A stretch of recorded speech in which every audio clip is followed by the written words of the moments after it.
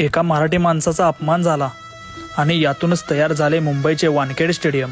ही गोष्ट आहे 1973ची। त्यावेळी महाराष्ट्र विधानसभेचे अध्यक्ष शेषराव वानखेडे यांना एक मॅच ब्रेबॉर्न स्टेडियमवर घ्यायची होती, पण या मॅचला क्रिकेट क्लब ऑफ इंडियाचे अध्यक्ष विजय मर्चंट यांनी नकार दिला। यावर वानखेडे यांना म्हणाले, तुम्ही स्टेडियम दिलं नाही तर आम्ही नवीन स्टेडियम बांधू। त्यानंतर मर्चंट यांनी वानखेडेंचा अपमान करत म्हणाले, तुम्ही मराठी लोक काय स्टेडियम बनवणार। हा अपमान वानखेडे यांच्या मनाला खूप लागला। मग त्यांनी त्याच क्षणी ठरवलं की मुंबईमध्ये आंतरराष्ट्रीय दर्जाचं स्टेडियम उभा करायचं। त्यासाठी त्यांनी मुख्यमंत्री वसंतराव नाईक यांची मदत घेतली।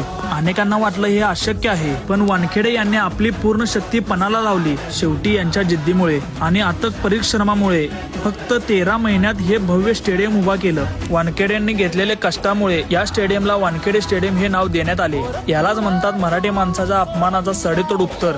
ही स्टोरी आपल्या प्रत्येक मराठी माणसापर्यंत पोहोचली पाहिजे।